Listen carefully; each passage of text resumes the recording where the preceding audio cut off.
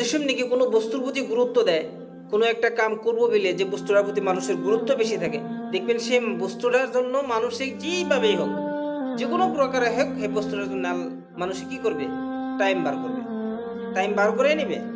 যেরকম মোবাইলের জন্য তো আমাদেরকে বলে না যে তুমি মোবাইল টিপো, তোমার জন্য মোবাইলে টিপার জন্য টাইম বার করে নাও, কিন্তু আমরা টাইম বার করে নেই, কারণ মোবাইলের প্রতি আমাদের গুরুত্ব বেশি আছে।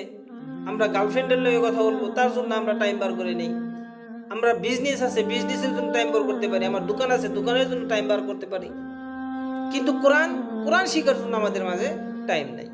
তার মানে আমরা কোরআনকে অত একটা গুরুত্ব দেইনি আমাদের, অথচ কোরআনের প্রতি আমাদের গুরুত্ব দেওয়াটা বেশি দরকার ছিল, কিন্তু আমরা কি করছি, কোরআনের জন্য আমাদের টাইম নাই।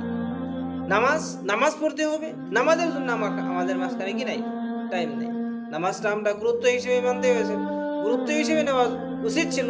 আল্লাহ তাআলা নামাজ ইনসানের জন্য ফরজ করেছেন, যার জন্য আমাদের গুরুত্ব ছিল নামাজের প্রতি বেশি, কিন্তু আমরা নামাজের প্রতি গুরুত্ব দেই নাই, যার জন্য আমাদের নামাজের জন্য টাইম নেই।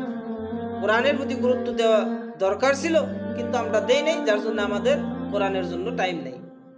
মানুষ যদি একচুয়ালি সত্যি কোরআন শিখার জন্য গুরুত্ব দিত, অবশ্যই মানুষ কি করতো, কোরআন শিখার জন্য টাইম বার করে নিত।